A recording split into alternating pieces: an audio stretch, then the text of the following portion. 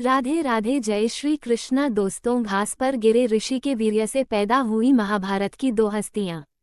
महाभारत काल में ऋषियों द्वारा अप्सराओं के जरिए मोहित होना और विचलित हो जाने की कई कहानियां हैं। इनसे कई पुत्र पुत्रियों के जन्म के भी किस्से हैं। महाभारत में ऐसी ही एक घटना महर्षि शरद्वान गौतम को लेकर है, जो जबरदस्त तपस्वी और धनुर्धर थे। वो कैसे इंद्र द्वारा भेजी गई एक अप्सरा पर मोहित हुए तो क्या हो गया।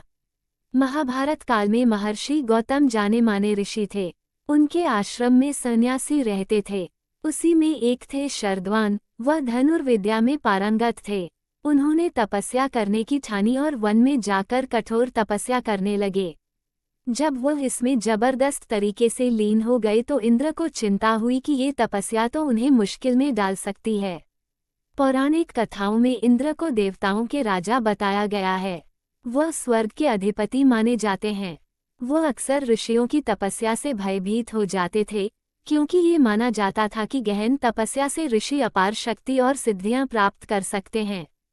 इन शक्तियों से वे इंद्र के स्वर्ग पर अधिकार करने या उनकी स्थिति को चुनौती देने में सक्षम हो सकते थे।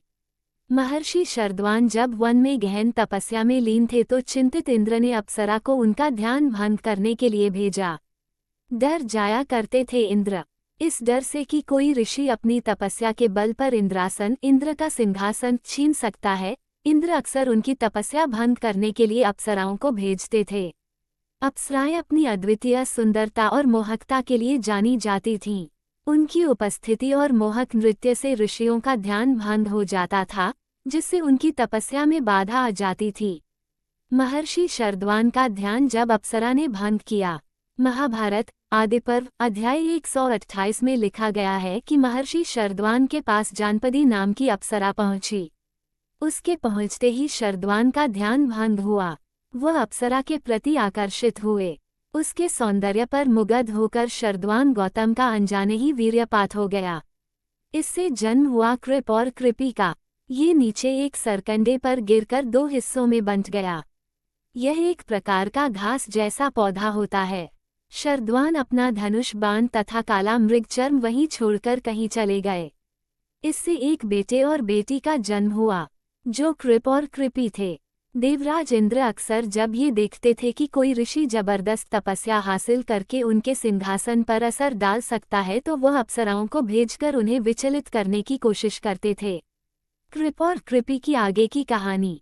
कृपी आगे चलकर कृपाचार्य हुए और कृपी का विवाह द्रोणाचार्य से हुआ, जो पांडवों और कौरवों के गुरु थे। कृपाचार्य को बाद में अमर होने का वरदान भी मिला। इसका जिक्र महाभारत के दूसरे संस्करणों में भी किया गया है। राजा शांतनु ने वन से लाकर पाला। जब राजा शांतनु वन में गए तो उन्होंने इन दोनों नवजात बच्चों को देखा। वो उन्हें महल ले आए। वहीं उनका लालन पालन किया गया। बाद में जब शरद्वान को पता लगा कि उनके बच्चे राजा शांतनु के महल में पल रहे हैं तो वह उनके पास पहुंचे।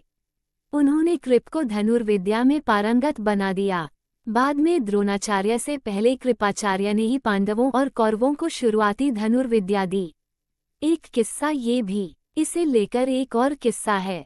महर्षि शरद्वान की तपस्या भंग करने के लिए देवराज इंद्र ने जानपदी नामक एक देवकन्या भेजी थी, जिसके गर्भ से दो यमज भाई बहन जन्मे। माता पिता दोनों ने नवजात शिशुओं को जंगल में छोड़ दिया, जहां हस्तिनापुर के महाराज शांतनु ने इनको देखा। शांतनु ने इन पर कृपा करके दोनों को पाला पोसा, जिससे इनके नाम कृप तथा कृपी पड़ गए। महाभारत में किस ओर से लड़े? महाभारत के युद्ध में कृपाचार्य कौरवों की ओर से सक्रिय थे। कर्ण के मरने के बाद उन्होंने दुर्योधन को बहुत समझाया कि उसे पांडवों से संधि कर लेनी चाहिए, किंतु दुर्योधन ने इससे इनकार कर दिया। कौरवों की पराजय और उनके युद्ध में मारे जाने के बाद कृपाचार्य पांडवों के पास आ गए। बाद में इन्होंने परीक्षित को अस्त्र विद्या सिखाई। भागवत के अनुसार सावर्णी मनु के समय कृपाचार्य की गणना सप्तर्षियों में होती थी। अप्सरा जानपदी कौन थी? जानपदी एक अप्सरा थी। हिंदू पौराणिक कथाओं में अप्सराएं स्वर्ग की सुंदर अप्सराएं होती थीं, जिन्हें इंद्र अपने आदेश पर पृथ्वी पर भेजते थे। हालांकि जानपदी का नाम जरूर महाभारत में मिलता है, लेकिन इससे ज्यादा कोई जानकारी नहीं मिलती। क्या होती थी अप्सरा? पौराणिक कथाओं के अनुसार इंद्र के पास कई अप्सराएं थीं, जो स्वर्गलोक इंद्रलोक में उनकी सभा की शोभा बढ़ाने के लिए होती थीं। वो इंद्र का आदेश मानती थीं। इनका मुख्य काम इंद्र और अन्य देवताओं का मनोरंजन करना था। कुछ प्रमुख अप्सराओं के नाम इस प्रकार हैं: उर्वशी, मेघनदा, रंभा, तिलोत्तमा, मेनका, घृताची, पुण्यगंधा और सुकेशी। जब ऋषियों और अप्सराओं का मिलन हुआ।